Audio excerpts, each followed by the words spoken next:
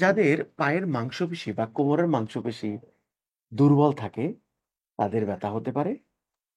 কোমরে যদি সায়াটিকার প্রবলেম থাকে, বিশেষ করে ডিস্ক প্রোলাপসের কারণে যদি জেল বের হয়ে নার্ভে চাপ দেয়। আসসালামু আলাইকুম রহমতুল্লাহ। দর্শক, কোমর ব্যথার বড় একটা কারণ হচ্ছে অবস্থানগত ত্রুটি। জাস্ট দুটো গবেষণার কথা বলি। হার্ভার্ড মেডিকেল স্কুল বোস্টন 2014 সালে একটা গবেষণার ফল প্রকাশ করেছে, যেখানে দেখা গেছে সারা বিশ্বের প্রায় 80% মানুষ জীবনে কোনো না কোনো সময় কোমর ব্যথায় ভুগে থাকে। 2022 সালে বাংলাদেশে আইসিডিডিআরবি একটা প্রকাশনায় যে তথ্য পাওয়া গেছে সেটা হলো, বাংলাদেশে মানুষের প্রতি 2.5 জন মানুষ, তার মানে 2.5, 2.5 জন মানুষের মধ্যে একজনের ব্যথা আছে। এটা হিসাব করলে দেখা যায় মোট জনসংখ্যার প্রায় 40% মানুষেরই কোমর ব্যথা। এই কোমর ব্যথা নিয়ে মানুষের প্রতিদিনের কাজ অনেক পরিমাণে কষ্ট হচ্ছে।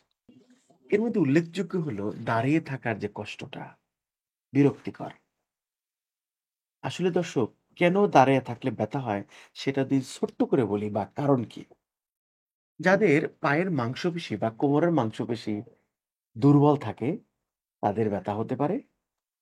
কোমরে যদি সায়াটিকার প্রবলেম থাকে, বিশেষ করে ডিস্ক প্রোলাপসের কারণে যদি জেল বের হয়ে নার্ভে চাপ দেয়, তাহলে সে কারণে আপনার কোমর ব্যথা হতে পারে, যেটা কিনা দাঁড়ায় থাকলে বেশি হয়। অনেক ক্ষেত্রে মাংসপেশিতে টান লাগছে, সে কারণেও কিন্তু কোমর ব্যথা দাঁড়ায় থাকলে হতে পারে। কেউ বলে যে আমার বাতের সমস্যা আছে, সেক্ষেত্রে অনেকক্ষণ দাঁড়ায় থাকলে ব্যথা করে।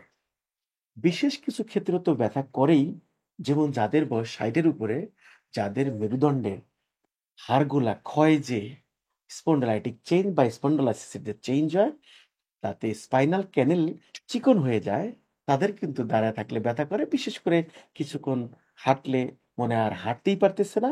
কেউ বলে পুরা পাটা অবশ হয়ে যাচ্ছে বা সোজা হয়ে দাঁড়াইতে কষ্ট হয়। অনেক ক্ষেত্রে আমাদের মা-বোনরা যখন প্রেগনেন্ট হন, বিশেষ করে 6 মাস পরে যখন ওজন বেড়ে যান, তখন কিন্তু দাঁড়ায় থাকলে বেশ পরিমাণে আপনার কোমর ব্যথা হয়।